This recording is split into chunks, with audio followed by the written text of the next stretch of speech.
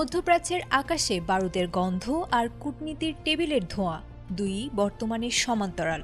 একদিকে যখন পারস্য উপসাগরে মার্কিন রণতরীর গর্জন শোনা গেছে, ঠিক তখনই ওমানের শান্ত বাতাসে ভেসে এসেছে আলোচনার গুঞ্জন। শত্রুতা আর বন্ধুত্বের এই অদ্ভুত দোটানায় বিশ্ব তাকিয়ে রয়েছে মাস্কাটের দিকে। তবে এই শান্তির আবহ কি আসন্ন কোনো ঝড়ের পূর্বাভাস, নাকি দীর্ঘস্থায়ী কোনো সমাধানের শুরু? সেই প্রশ্নই এখন বড় হয়ে দেখা দিয়েছে। শুক্রবার ওমানের মাস্কাটে ৯ মাস পর আবারও মুখোমুখি হয়েছিল ইরান ও যুক্তরাষ্ট্র।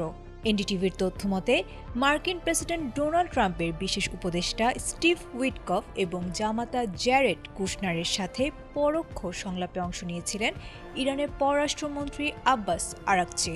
আলোচনার মূল কেন্দ্রবিন্দু পারমাণবিক কর্মসূচি হলেও ইরানের ব্যালিস্টিক ক্ষেপণাস্ত্র এবং আঞ্চলিক নিরাপত্তা ইস্যুতে দুই দেশের বিপরীতমুখী অবস্থান ছিল স্পষ্ট।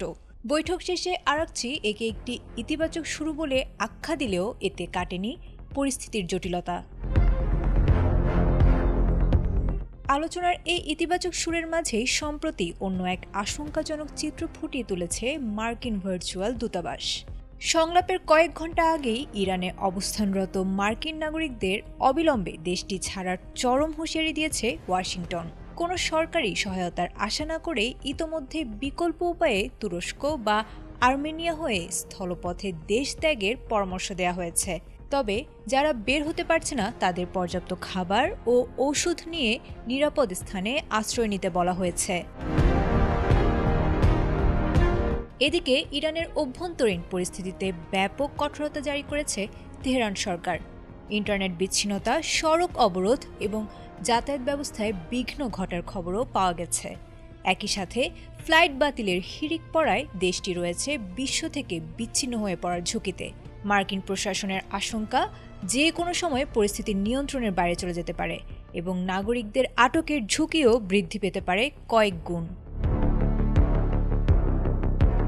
ট্রাম্পের পক্ষ থেকে বোমা হামলার পরোক্ষ হুমকি এবং ইরানের পক্ষ থেকে পাল্টা শক্তি প্রয়োগের হুঁশিয়ারি, সব মিলিয়ে ওমানের বৈঠকটি যেমন আশার আলো দেখিয়েছে, তেমনি মার্কিন নাগরিকদের প্রস্থানের ডাক ইঙ্গিত দিয়েছে এক বড় বিপদের।